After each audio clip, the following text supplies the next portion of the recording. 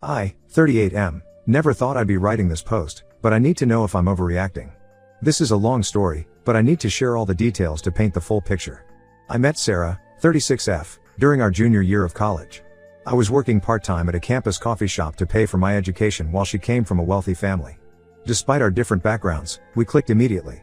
She was different from other rich kids, down to earth, genuine, and didn't care about my financial status.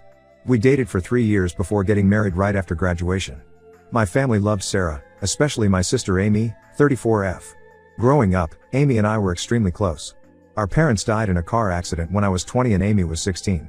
I became her legal guardian, worked multiple jobs to put her through high school, and later helped her get through college.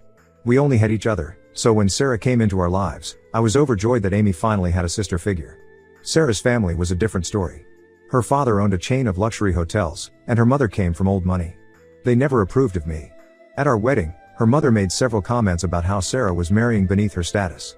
I ignored it all because Sarah stood up for me and assured me that our love was all that mattered. The first few years of marriage were perfect. I worked hard and climbed the corporate ladder while Sarah started her own interior design business. We bought a modest house, which Sarah turned into our dream home. Amy lived with us for a year after college when she struggled to find a job. Sarah and Amy became inseparable, shopping together, taking weekend trips, and sharing everything like real sisters. When Tommy was born 5 years into our marriage, everything started changing. Sarah's parents became increasingly involved in our lives.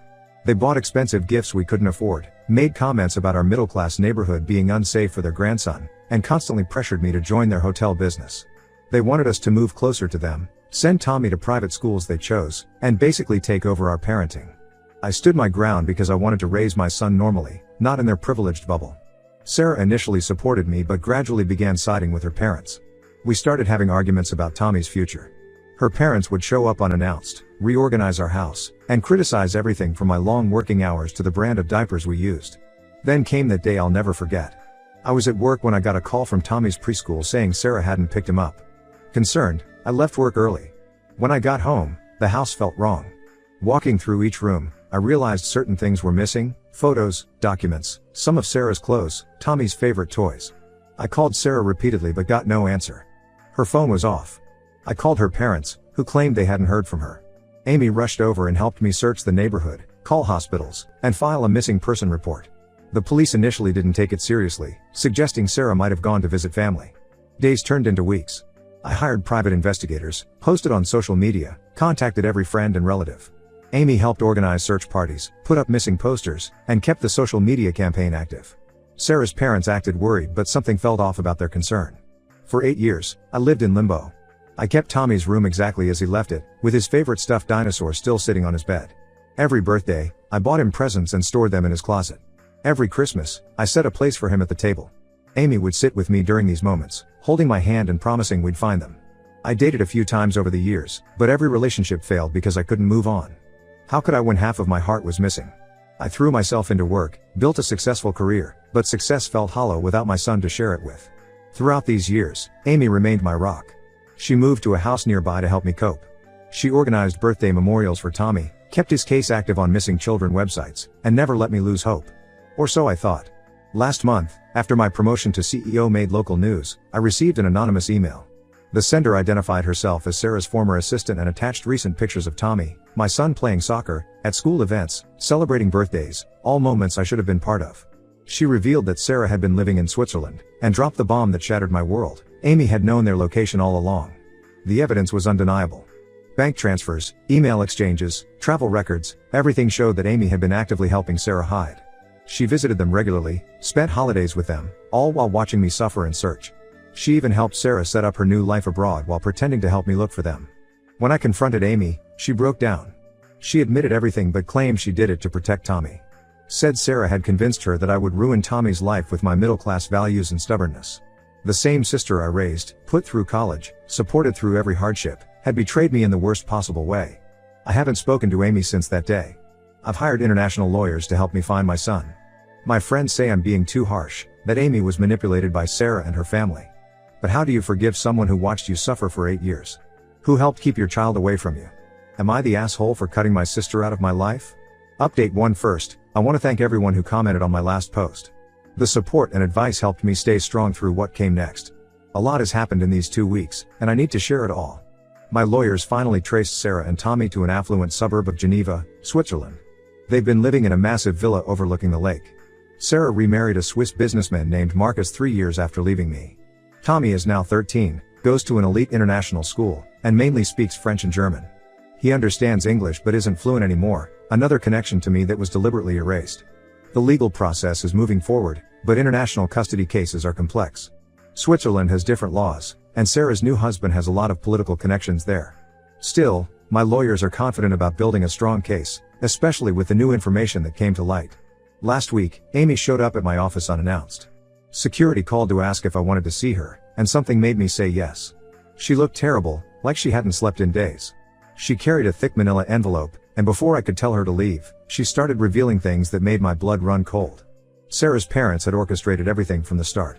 They paid Amy $50,000 to help with their plan, money she desperately needed because of a gambling addiction I never knew about. She showed me bank statements proving the payment, emails discussing the plan, and even a contract Sarah's parents made her sign. The contract outlined her role in helping Sarah escape and maintaining the deception. Amy explained how Sarah's parents had been working against me for years before Sarah left.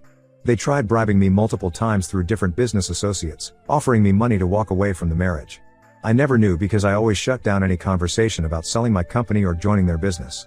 The most shocking revelation was about Sarah's second marriage. Her parents had introduced her to Marcus at a charity gala 6 months before she left me. They had planned everything, the timing, the escape, even which school Tommy would attend in Switzerland. Sarah's mother had already bought property there and set up bank accounts. Amy also revealed the lengths Sarah's parents went to destroy me. They hired private investigators to follow me for 3 years after Sarah left, hoping to find evidence of anything they could use against me if I ever found them. They tried planting drugs in my car once, but their plan failed because I sold the car a week before they could do it. They even paid people to try to seduce me, hoping to prove I had moved on and didn't care about finding Tommy. Through her tears, Amy told me about her monthly contributions to Tommy's life. She'd been using part of her salary to buy him gifts, telling him they were from me. She showed me pictures of Tommy opening Christmas and birthday presents, thinking his dad had sent them. She claimed she did this because she felt guilty about keeping him from me, but it just made me angrier. She had no right to pretend to be me. The worst part of all was learning what Tommy believes about me. Sarah created an elaborate story about me being abusive and unstable.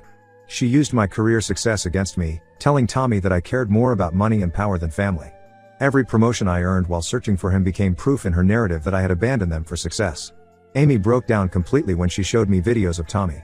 He's in his school play, scoring goals in soccer matches, winning science competitions, all these moments I should have witnessed firsthand. She kept these videos from me for years while watching me suffer through every missed milestone. She claims she's trying to make amends now. She sold her house and wants to give me the money for legal fees. She's offered to testify against Sarah's parents and provide all evidence of their conspiracy. She says she realizes now how wrong she was and that she was manipulated by Sarah's family. My friends think I should reconsider cutting her off since she's trying to make things right. They say her evidence could be crucial in getting Tommy back. But every time I look at her, I see every Christmas morning I spent alone, every birthday I celebrated with an empty chair, every night I lay awake wondering if my son was safe. The lawyers are building a case using Amy's evidence, but I don't know if I can ever forgive her. She wasn't just an unwitting participant, she actively helped destroy my relationship with my son. She watched me break down year after year while knowing exactly where he was. Now I'm faced with an impossible situation. I need her testimony to strengthen my custody case, but the thought of being around her makes me physically ill. How do you work with someone who betrayed you so completely? I don't know what's worse, the years I spent not knowing where Tommy was, or knowing now that my own sister helped keep him from me.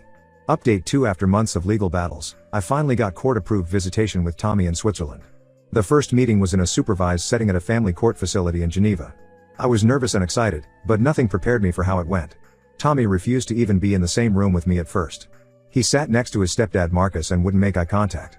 The court-appointed supervisor tried to help, but Tommy was clearly uncomfortable. He answered my questions with one-word responses in broken English, which hurt more than if he'd said nothing at all. I had 4 more supervised visits over the next few weeks. Each one was difficult, but I kept going. During the 5th visit, something unexpected happened. While Sarah was talking to the supervisor and Tommy was in the restroom, Marcus pulled me aside. He looked nervous but determined. Marcus told me he discovered the truth by accident 2 months ago. He was renovating their home office when he found Sarah's old journals hidden behind a false panel in a drawer.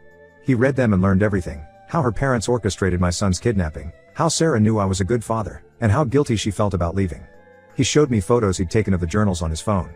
Sarah had written detailed entries about watching my TV interviews during the search, about nearly calling me countless times, and about lying to Tommy.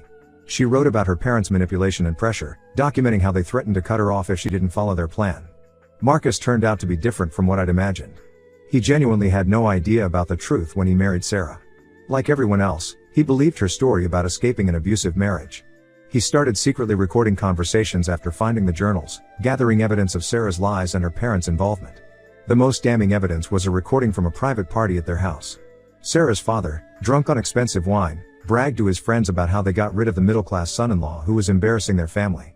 He laughed about how easy it was to manipulate Amy with money and praised Sarah for playing her part perfectly. Marcus gave me copies of everything: the journal photos, recordings, emails, and bank statements showing payments to various people involved in the conspiracy. He said he tried confronting Sarah once about the journals, but she destroyed them and threatened to take Tommy away from him too if he ever mentioned them again. This revelation led to a huge fight between Sarah and Marcus. She found out he had contacted my lawyers and completely lost control. She tried to take Tommy and run again, but Marcus had already warned their household staff and security. Tommy witnessed her meltdown, heard her screaming about the lies, and locked himself in his room. For 3 days, Tommy refused to come out except for food. He missed school and wouldn't talk to anyone. Marcus told me that after he finally emerged, Tommy started asking questions about me. He found old family photos online and spent hours looking at pictures from when he was a baby. His whole reality was crumbling. Sarah's carefully constructed narrative is falling apart. My lawyers are using Marcus's evidence to build an even stronger case. Sarah's parents are facing criminal charges in multiple countries for international kidnapping and conspiracy. The evidence of their bribery attempts and harassment has made things worse for them. Amy continues cooperating with authorities, detailing how Sarah's parents manipulated and paid her. While her testimony is helpful, I still can't bring myself to speak to her. Marcus says Tommy asked about her recently, wondering why his aunt helped hide him from me. I've rented an apartment in Geneva to be close to Tommy during this process. Marcus has been surprisingly supportive, helping create opportunities for Tommy and me to spend time together. Sarah is still trying to maintain control, but her influence over Tommy is weakening as more truths come out. For the first time in 8 years, I feel hope. It's not easy. Tommy is confused and hurting, but he's starting to ask questions about his past. About me. That's more than I had 3 months ago. Update 3. This will be my final update. The past 6 months have brought massive changes to all our lives. The court case concluded last month. After reviewing all evidence, including Marcus's recordings and Amy's testimony, the judge awarded me joint custody of Tommy. I get him every other weekend and half of his school holidays. Sarah's parents were charged with international kidnapping and conspiracy in multiple countries. They're facing serious jail time, and their business empire is crumbling. Most of their partners have cut ties, and their reputation in the business world is destroyed. Tommy and I started seeing a family counselor who specializes in parental alienation cases.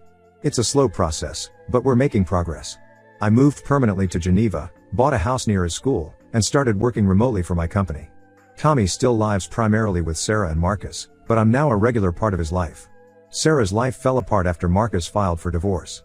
She tried claiming she was a victim of her parents' manipulation, but Marcus's evidence proved she was an active participant. She lost her interior design business after the scandal broke, and most of her wealthy friends distanced themselves from her. The divorce settlement was brutal for Sarah. Marcus's lawyers used her involvement in my son's kidnapping to argue that she was morally unfit for any significant settlement. She lost access to most of the wealth she gained through their marriage. Now she's living in a small apartment, a far cry from her luxury villa. Amy continues trying to make amends. She paid back all the money she received from Sarah's parents, plus interest. She sends letters through our cousins, detailing every visit she had with Tommy over those 8 years. Part of me wants to read them, but I always end up storing them away unopened. Some wounds are still too fresh. Tommy is slowly accepting the truth about his past. He found his old room in my house, the one I kept unchanged all these years. When he saw all the birthday presents I bought him every year, he broke down. It was the first time he hugged me voluntarily. Last week, during our weekend together, Tommy asked me if I hated his mom. I told him honestly that I don't hate her, but I hate what she did to us. He seemed to understand. He also asked about Amy, wondering why his aunt would help hide him. I didn't have an answer for that one. Marcus has been surprisingly supportive through everything. He helps maintain stability for Tommy and even encourages him to spend extra time with me when possible. He's selling the villa and moving to a smaller house, saying he wants Tommy to understand that life isn't all about wealth and status. I'm different now. 8 years of searching for my son changed me fundamentally. The betrayal by Amy and Sarah's manipulation taught me hard lessons about trust. But watching Tommy play soccer in my backyard or helping him with his English homework makes all that pain feel distant. Some people, including my extended family, think I'm too harsh for not forgiving Amy or being more understanding of Sarah's position. But they didn't live through 8 years of birthdays with a missing child. They didn't wake up every day wondering if their son was alive or dead. For now, I'm focusing on rebuilding my relationship with Tommy. Everything else, the anger, the betrayal, the lost years, can wait. Sometimes Tommy asks about the past, and I'm always honest with him, but I let him set the pace. That's enough for now.